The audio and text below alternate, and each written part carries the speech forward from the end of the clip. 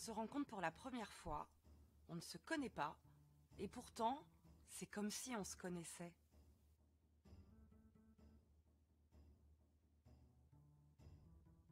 Tu rencontres une nouvelle personne, tu ne la connais pas, et pourtant, le courant passe comme si vous vous connaissiez depuis toujours, c'est un véritable coup de cœur amical.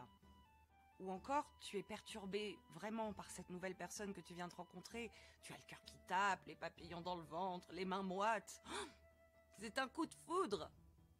Et là, tu te demandes, oh, et si c'était mon âme sœur ou ma flamme jumelle?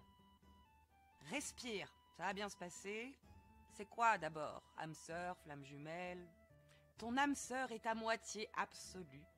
Lorsque tu as jailli du sein du Créateur telle une étincelle, eh bien, tu étais fait en 2 parties. Ok. La flamme jumelle et toi, vous n'étiez en fait qu'une seule et même âme, qui, au fur et à mesure du cycle des réincarnations, s'est divisée. Ok. Ça a l'air d'être à peu près la même chose. Ah non, non, non, c'est pas pareil. Avec ton âme sœur, ça doit forcément bien se passer. Vous serez les meilleurs amis du monde?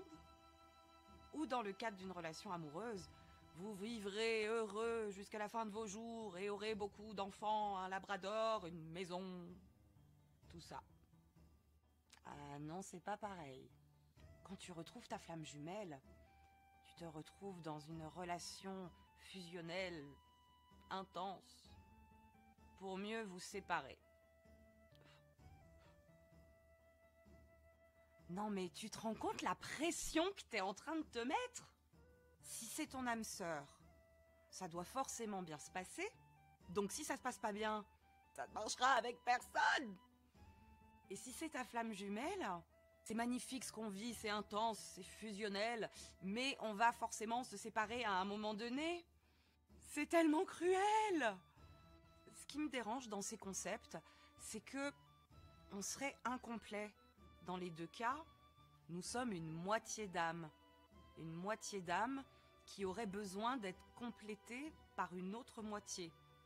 Ce qui nous interdirait la possibilité d'être heureux par nous-mêmes. Tu veux l'entendre, la vérité vraie? C'est que quand tu te demandes si c'est ton âme sœur, ta flamme jumelle, tout ça, eh ben c'est ta peur qui parle. Comme si ça te donnait le feu vert, c'est bon, tu peux y aller, aie confiance. Il n'y a pas forcément besoin de savoir à l'avance si ça va être une relation longue durée, si ça va être une relation fiable.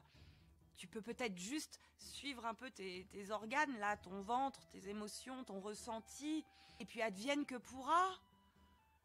Et en plus de ça, tu te remplis la tête de toutes ces pensées, de toutes ces questions. Lâche tout ça. Conclusion. Est-ce que c'est ton âme sœur? Est-ce que c'est ta flamme jumelle? Réponse. La vérité vraie? On s'en fout. Dam dam dam dam dam dam.